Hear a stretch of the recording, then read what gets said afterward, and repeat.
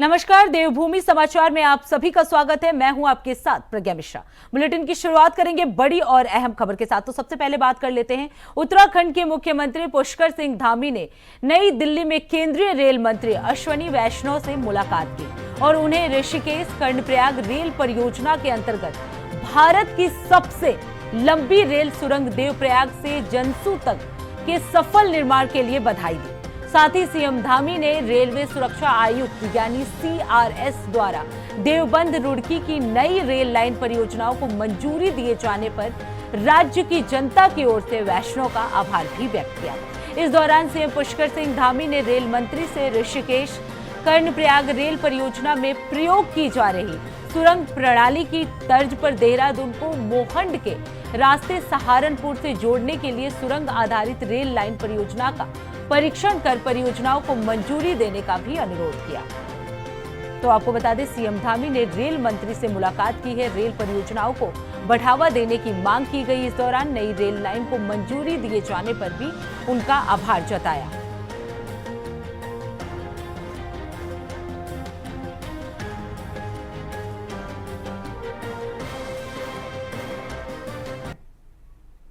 अब रुक कर लेते हैं अगली खबर की। देहरादून से जुड़ी एक और बड़ी खबर आपको बता दें, चार धाम यात्रा से पहले धामी सरकार की बड़ी सौगात। प्रदेश के अस्पतालों को मिले 45 स्पेशलिस्ट डॉक्टर। उत्तराखंड में स्वास्थ्य सेवाओं को नई उड़ान मिली है। चार धाम यात्रियों को त्वरित और प्रभावी उपचार जो है तुरंत मिलेगा। तो आपको बता दें, चार धाम यात्रा के शुभारंभ से पहले ही धामी सरकार ने राज्य की स्वास्थ्य सेवाओं को मजबूत करने की दिशा में एक अहम कदम उठाया है। आपको बता दें, चिकित्सा स्वास्थ्य और चिकित्सा शिक्षा विभाग ने प्रदेश के विभिन्न जिलों में 45 विशेषज्ञ डॉक्टरों की नियुक्ति का आदेश जो है वो जारी कर दिया है। इस बारे में स्वास्थ्य विभाग की ओर से आदेश दिए गए हैं। चिकित्सकों को उनके संबंधित विशेषज्ञता के अनुसार जिला चिकित्सालयों, उप जिला चिकित्सालयों और सामुदायिक स्वास्थ्य केंद्रों में तैनात किया जाएगा। तो आपको बता दें, चार धाम यात्रा से पहले धामी सरकार की तरफ से ये बड़ी पहल जो है वो की गई है। जो भी चिकित्सक हैं, जो अपने अपने फील्ड में विशेषज्ञ हैं, उनको उन्हीं के हिसाब से तैनात किया जाएगा।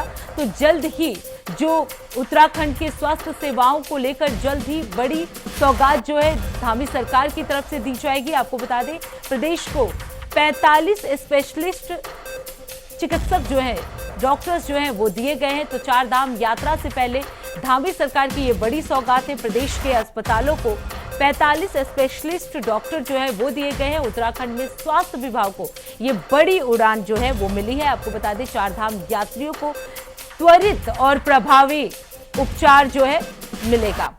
तो चार धाम यात्रियों के लिए ये बड़ी सौगात है। उनका किसी तरह का इलाज जो है वो त्वरित होगा।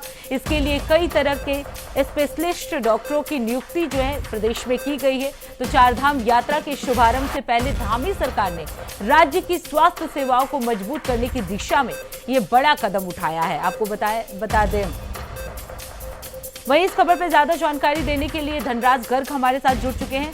धनराज, चार धाम यात्रा की शुरुआत जो है वो कल से होने वाली है, लेकिन इससे पहले धामी सरकार ने एक बड़ी पहल की है।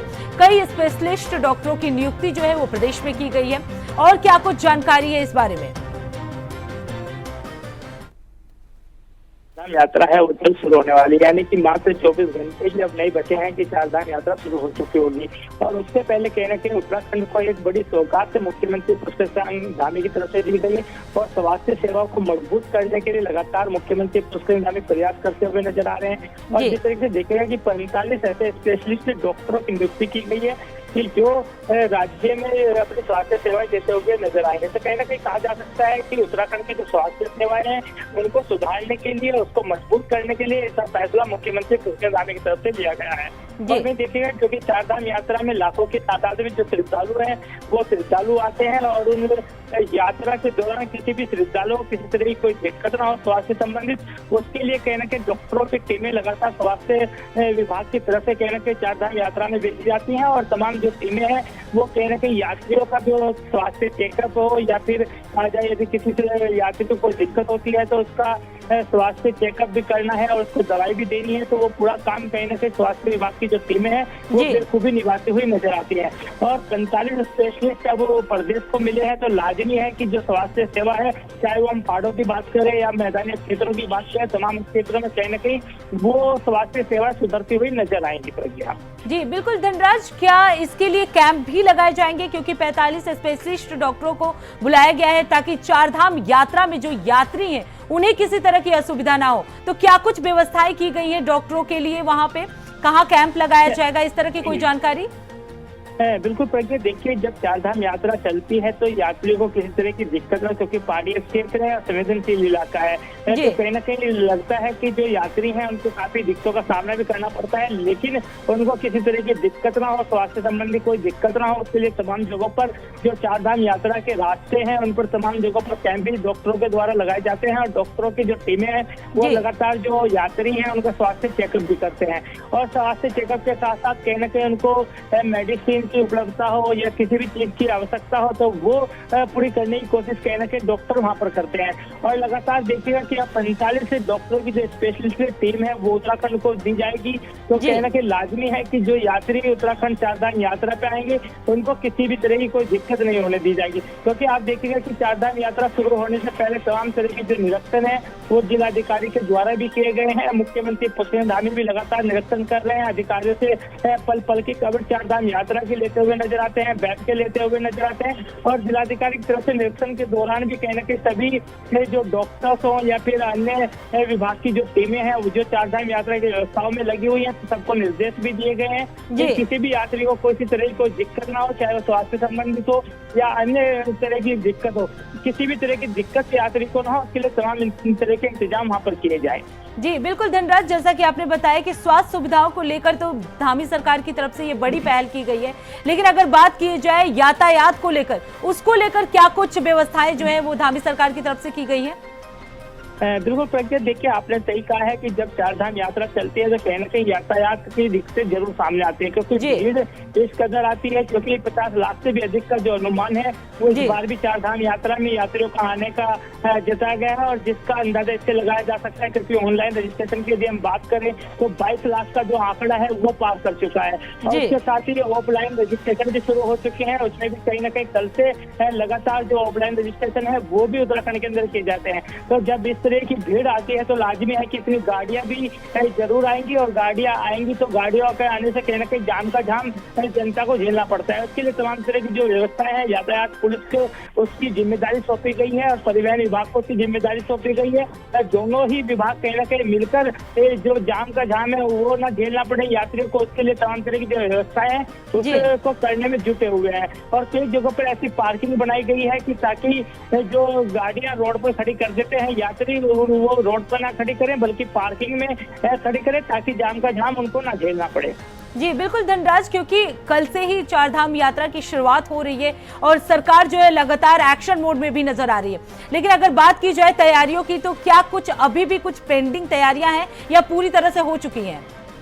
बिल्कुल प्रज्ञा, देखिए अब जब से चारधाम यात्रा पिछले वर्ष की हमने देखी है तभी से कहीं ना कहीं अगली चारधाम यात्रा के लिए तैयारियों में कहीं ना कहीं सभी विभाग जुट जाते हैं, क्योंकि मुख्यमंत्री पुष्पेंद्र धामी लगातार निर्देशित भी करते रहते हैं कि किसी भी तरह की कोई दिक्कत चारधाम यात्रा में ना हो। और कल से जो चारधाम यात्रा शुरू होनी है उसके लिए पूरी तैयारियां मुकम्मल कर ली गई हैं। सभी विभाग अपने अपने ड्यूटी पर पहुंच चुके हैं, तमाम जो अधिकारी हैं वो अपने ड्यूटी स्थल पर पहुंच चुके हैं, यानी कि कहा जा सकता है कि चारधाम की तैयारियां जो है पूरी कर ली गई हैं और किसी भी तरह की कोई दिक्कत यात्रियों को ना हो उसके लिए तमाम तरह की जो व्यवस्थाएं हैं वो की गई है, चाहे वो यात्रियों के खाने पीने की व्यवस्थाएं हो या फिर रहने की व्यवस्था है। तमाम जो व्यवस्थाएं हैं, चाहे यातायात की व्यवस्था हो, तमाम तरह की जो व्यवस्था है वो विभागों के द्वारा अलग अलग तरीके से की गई है। और इसी तरीके से देखिएगा कि स्वास्थ्य की यदि मैं बात करूँ तो स्वास्थ्य के लिए भी कहीं ना कहीं जो कैंप है वो लगातार वहाँ पर लग रहे हैं, जहाँ के डॉक्टर भी अपने स्थानों पर पहुंच चुके हैं। और अब कल से जब चारधाम यात्रा शुरू होगी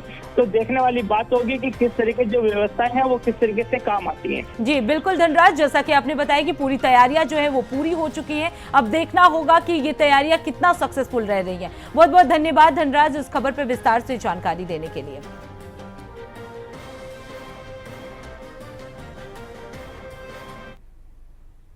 अब रुक करते हैं अगली खबर की। जिला अधिकारी सवीन बंसल ने चारधाम यात्रा के शुभारंभ के पहले दिन आज रजिस्ट्रार कैंप के ऋषिकेश का निरीक्षण कर व्यवस्थाएं देखी। इस दौरान उन्होंने यात्रियों की सहायता हेतु लगाए गए सुविधा काउंटर का भी अवलोकन किया और अधिकारियों को आवश्यक दिशा निर्देश भी दिए। आपको बता दें, जिला अधिकारी ने यात्रियों के सुगम यात्रा के लिए शुभकामनाएं भी दी और अनुरोध किया कि उनके लिए शासन प्रशासन द्वारा बनाई गई व्यवस्थाओं का पालन किया जाए ताकि उनका सहयोग मिल सके।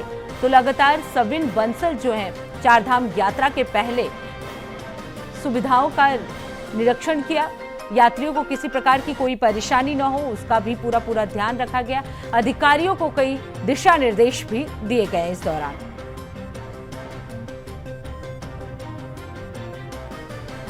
अभी इस वर्ष हमारे पुराने प्रीवियस ईयर से के एक्सपीरियंस से लेसन्स ड्रॉ करते हुए एडवांस में ही सारी प्रिपरेशंस हमने कर ली थी और यहाँ पे सीनियर ऑफिसर्स को नोडल विकासनगर और ऋषिकेश में सीनियर मोस्ट ऑफिसर्स का नोडल ऑफिसर्स भी तैनात किया गया है। चाहे हमारा पुलिस अरेंजमेंट हो, हमारी हेल्थ टीम्स हों, फूड स्टॉल्स हों, लंगर्स हों या हमारे वॉशरूम्स हों और मोस्ट इम्पॉर्टेंटली रजिस्ट्रेशन काउंटर्स जिसमें ये सुविधा प्रदान की गई है फॉर द फर्स्ट टाइम कि काउंटर्स को जस्ट डबल किया गया है और उनमें कार्मिकों को 24/7 तैनात किया गया है। इसके अतिरिक्त हमने अपनी 25 मोबाइल टीम्स भी तैनात की हैं जो बसेस में ही बल्क रजिस्ट्रेशन कर दें, होटल धर्मशाला में जाके ही रजिस्ट्रेशन कर दें। तो हमारा ओवरऑल पर्पस ये है कि जो ऑनरेबल सीएम का स्पिरिट है कि यात्रियों को, आगंतुकों को कम से कम होल्डिंग टाइम में रखा जाए और उनको गंतव्य स्थानों तक मिनिमम टाइम में पहुंचाया जाए। अब रुक करते हैं अगली खबर की। चारधाम यात्रा नजदीक आते ही अब सभी विभाग अपनी तैयारियों में जुटे हुए हैं। आपको बता दें, पीडब्ल्यूडी विभाग की एक अहम जिम्मेदारी यात्रा के दौरान रहती है क्योंकि चारधाम यात्रा मार्गों की सुव्यवस्था की पूरी जिम्मेदारी पीडब्ल्यूडी विभाग की है। विभाग के सचिव पंकज पांडे के अनुसार यात्रा को लेकर सभी तैयारियां जो है वो पूरी की जा चुकी हैं, चाहे वो पैच वर्क का कार्य हो या फिर भी यात्री मार्ग के चौड़ीकरण का कार्य हो। श्रद्धालुओं को सहूलियत देने के दृष्टिकोण से हर पुख्ता इंतजाम जो है वो किए गए हैं। हालांकि बीआरओ यानी बॉर्डर रोड ऑर्गेनाइजेशन के अधूरे काम से सचिव कुछ खास संतुष्ट नजर नहीं आए और बता दें कि यमुनोत्री मार्ग पर भी जो बीआरओ की तरफ से काम किया जा रहा है वो अब तक अधूरा है। साथ ही ये हालात बीआरओ के लगभग हर क्षेत्र में है, जिसको लेकर सचिव पंकज पांडे ने बीआरओ के अधिकारियों को फटकार लगाने का काम भी किया।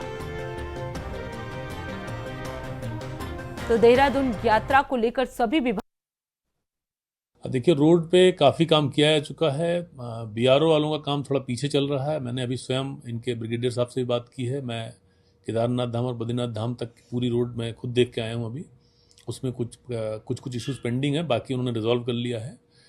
NHIDCL का एक नंद प्रयाग में जो एक स्लाइड वाला जोन है उस पर काम चल रहा है। उस पर रोड हम इतना चौड़ा करना चाह रहे हैं जिससे कि दोनों तरफ से गाड़ी निकलती रहे। स्लोप का स्टेबलाइजेशन का काम में टाइम लगता है, वो हम अभी नहीं कर पाएंगे, उसमें थोड़ा टाइम लगेगा। बट बाकी सड़क जो है वो ठीक है। 2-3 जगह पे जो पिछले सालों में प्रॉब्लम आई थी, पागल नाला, कमेड़ा, बनेर पानी, चटवा पीपल, इन सब में काफ़ी काम कर दिया है NHIDCL ने और सड़क जो है यातायात के लिए पूरी तरह से सुरक्षित और सुगम उपलब्ध कराई गई है। यमुनोत्री के रोड पे भी काफ़ी काम कर दिया गया है। पीडब्ल्यूडी का काम चल रहा है, आज फाइनल कर रहे हैं वो लोग काम। इसके अलावा गंगोत्री जाने का जो रास्ता है उत्तरकाशी से, उस पर बीआरओ ने अपना काम पूरा नहीं किया है अभी तक। वही मैंने उनको रिक्वेस्ट किया है कि वो जितनी जल्दी हो सके उतनी जल्दी पूरा करें। अब रुक करते हैं अगली खबर की। बुधवार अक्षय तृतीया यानी 30 अप्रैल से गंगोत्री और यमुनोत्री धाम के कपाट खुलते ही उत्तराखंड की चारधाम यात्रा की शुरुआत हो जाएगी, जिसके लिए आज यानी 29 अप्रैल को हरिद्वार की अधिष्ठात्री देवी मां माया देवी की पूजा के बाद चारधाम यात्रा को जाने वाले यात्रियों का पहला जत्था जो है वो रवाना हुआ। यात्रियों के पहले जत्थे की गाड़ियों को पर्यटन संयुक्त निदेशक YS गंगवार ने हरी झंडी दिखाकर रवाना किया। चारधाम यात्रा में जाने वाले यात्रियों के मन में इस यात्रा को लेकर खासा उत्साह जो है वो देखने को मिला। सभी ने भगवान भोलेनाथ और बद्री विशाल के साथ साथ मां गंगोत्री और यमुनोत्री के दर्शन की अभिलाषा भी जताई। ट्रैवल्स व्यवसायी भी इस वर्ष की चारधाम यात्रा को लेकर उत्तराखंड सरकार की गई व्यवस्थाओं से यात्रा से बहुत अच्छी होने की उम्मीद लगाई है और वे मानते हैं कि इस साल पिछले साल से अधिक चारधामी यात्रा को सुगम बनाया जाएगा या चारधाम यात्रा में यात्रियों की संख्या जो है इस बार ज्यादा होगी। तो आपको बता दें 30 अप्रैल से चारधाम यात्रा की शुरुआत होने वाली है, लेकिन उससे पहले पहला जत्था जो है यात्रियों का वो रवाना हुआ। यात्री रवाना हुए जिसको लेकर निदेशक गंगवार ने हरी झंडी दिखाई है। गुजरात राजकोट से चारधाम के लिए जा रहे हैं। यस, चारधाम के लिए। क्या मन में है? क्या पहली बार जा रहे हैं? पहली बार जा रहे हैं तो हम बहुत एक्साइटिंग है कि वहाँ क्या होगा, कैसे होगा। मन में बहुत सारी उम्मीदें भी है और एक हाव भी है कि वहाँ के कैसा होगा। बहुत देखने का मन है। रजिस्ट्रेशन करा लिया था आपने पहले कि यहाँ आके कराया है? यहाँ किया है। तो परेशानी हुई? नहीं, प्रशासन ने बहुत अच्छी व्यवस्था की। चारधाम यात्रा हरिद्वार से शुरू करी गई है। चारधाम यात्रा का द्वार ही हरिद्वार है और आज लगभग 700 से 800 आदमियों का जत्था हम रवाना करने जा रहे हैं। जैसा कि आप देख रहे हैं, यात्रियों में भारी उत्साह है। जय घोष के नारों के साथ चारधाम यात्रा का शुरुआत हुआ है और ट्रैवल्स व्यवसायी से लेकर तमाम होटल व्यवसायियों में उत्साह है। बड़ा ही हम एक महामहोत्सव के रूप में बनाने जा रहे हैं चारधाम यात्रा को। सुरक्षा, स्वास्थ्य, सड़क, तमाम चीजें ऐसी हैं जो माननीय मुख्यमंत्री के दिशा निर्देशों पे अच्छा काम कर रहे हैं अधिकारी। 24 घंटे की मॉनिटरिंग कर रहे हैं मुख्यमंत्री जी। आप देख सकते हैं सुरक्षा को लेकर यहाँ विशेष इंतजाम करे गए हैं। आप हरिद्वार आए, उत्तराखंड आए, चारधाम यात्रा करें, किसी तरीके की यहाँ कोई दिक्कत नहीं है।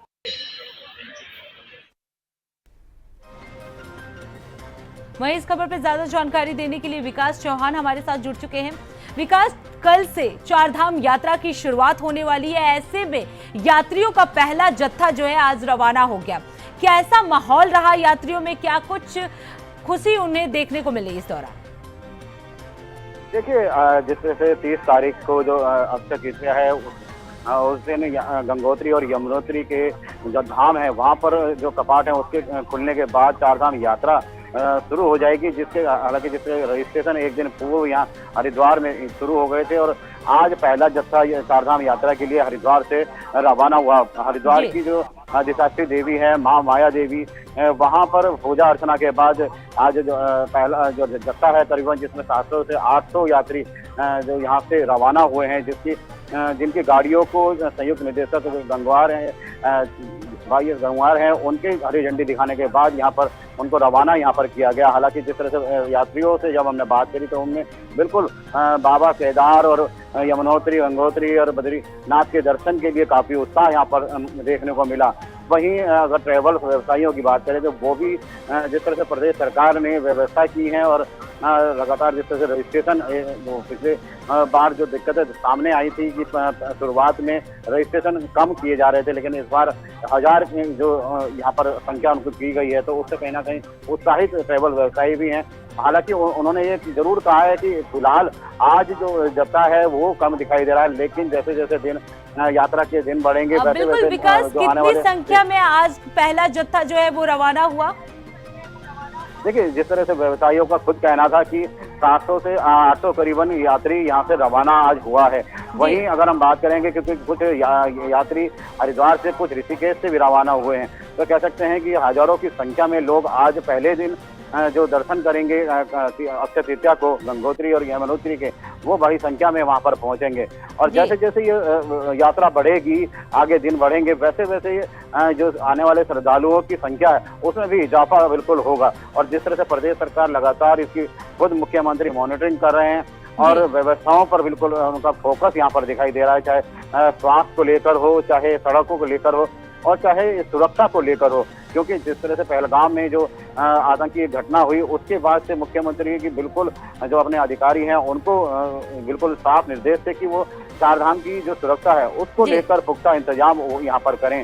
चाहे हरिद्वार का जो बॉर्डर है वहां से ही सुरक्षा व्यवस्था यहाँ पर बढ़ाई गई है, क्योंकि कह सकते हैं कि जो आने वाले श्रद्धालु हैं उनकी सुरक्षा को लेकर उत्तराखंड सरकार बिल्कुल प्रतिबद्ध यहाँ पर दिखाई दे रही है।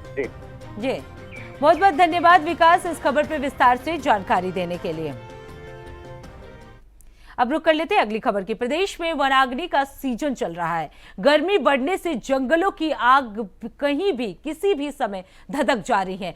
इस दौरान डॉक्टर धनंजय मोहन उत्तराखंड वन विभाग में प्रमुख वन संरक्षक यानी HOFF ने बताया कि जंगलों को आग से बचाने के लिए हर संभव कार्य किए जा रहे हैं। उन्होंने कहा कि ये समय पीरूल गिरने का है और सरकार ने पीरूल के दाम भी 3 रुपए प्रति किलो से बढ़ाकर 10 रुपए किलो कर दिया है, जिससे पीरूल इकट्ठा करने वालों की आमदनी में इजाफा होगा और साथ ही साथ वनाग्नि को कम करने में भी मदद मिलेगी, क्योंकि पीरूल की पत्तियां बहुत जल्दी आग पकड़ लेती हैं।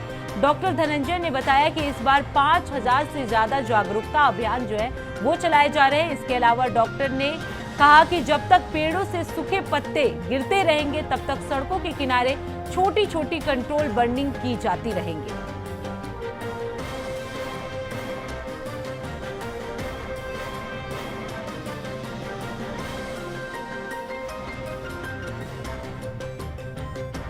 तो प्रदेश में वनाग्नि को लेकर कई कदम जो है उठाए गए हैं। वनाग्नि पर नियंत्रण की तैयारियां जो है वो काफी तेज है।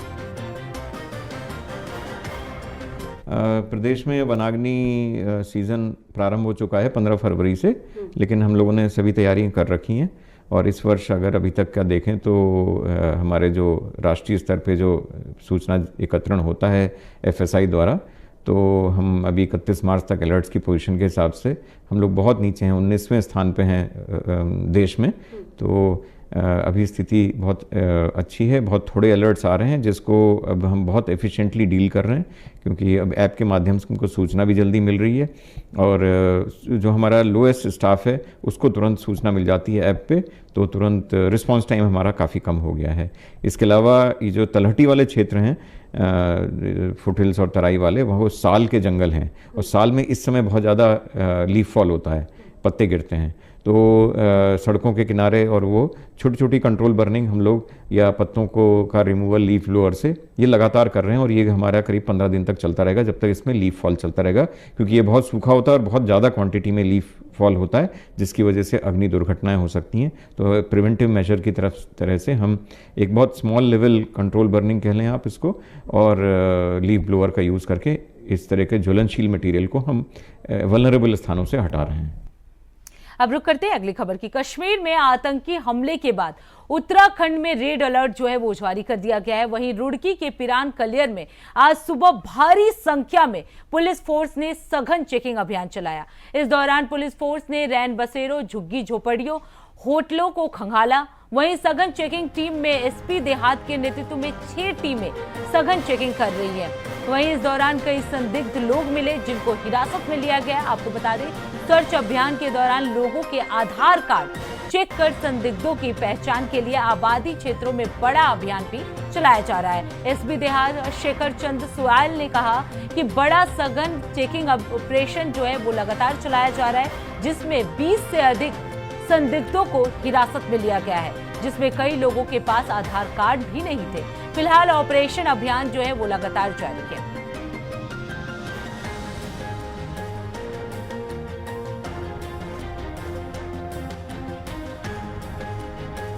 कि अभी काफ़ी सारी फोर्सें इकट्ठा करने के बाद एक सघन अभियान हमने चला रखा है सुबह से वेरिफिकेशन का। इसमें बेसिकली हम उन लोगों को टारगेट करेंगे, उन लोगों को पूछताछ करेंगे जो बिना ID के या गलत ID के साथ यहाँ पे रह रहे हैं। पूर्व में भी ऐसी घटनाएं हो चुकी हैं कि यहाँ पर लोग बाहर से आकर के आपराधिक किस्म के लोग भी यहाँ अपनी आइडेंटिटी छुपा करके रहते, तो हमने काफ़ी सारे लोगों को अभी डिटेन कर रहे हैं, उनसे पूछताछ करेंगे, उनके वाजिब कार्ड, उनका पूरा बैकग्राउंड चेक करने के बाद अगर कहीं कुछ खामी मिलती है तो आगे लीगल कार्रवाई भी करी जाएगी। सर, अभी तक कितने लोग हिरासत में लिए गए हैं? जो सब अभी करीब 12-13 लोगों को हमने आइडेंटिफाई कर लिया जिनके पास प्रॉपर प्रपत्र नहीं है या गलत आधार कार्ड प्रतीत होता है। अभी उनकी प्रॉपर डिटेल से चेक करने के बाद तब आगे हम लीगल कार्रवाई। अब रुक करते हैं अगली खबर की। रुड़की के भगवानपुर तहसील प्रशासन ने शराब के ठेकों पर छापेमारी की है। आपको बता दें, SDM भगवानपुर अजय वीर सिंह ने आज चार्ज संभालते ही एक्शन मोड में नजर आए और छापेमारी के दौरान शराब ठेकों पर भारी अनियमितताएं भी पाई गई। वहीं इमली खेड़ा और चोली छापर में शराब ठेकों पर नवनियुक्त SDM ने छापा मारकर अनियमितताओं को पकड़ा है। प्रशासन की छापेमारी की कार्रवाई से अन्य शराब ठेका संचालकों में भी हड़कंप मच रहा है। वहीं शराब ठेकेदारों को हिदायत देकर मिली अनियमितताओं को दुरुस्त करने के सख्त निर्देश भी उनकी तरफ से दिए गए हैं। तो एसडीएम भगवानपुर जो है वो एक्शन मोड में नजर आ रहे हैं। शराब ठेकों पर ये बड़ी छापेमारी जो है उनकी तरफ से की गई है। शराब ठेकों पर पाई गई है कई अनियमितताएं।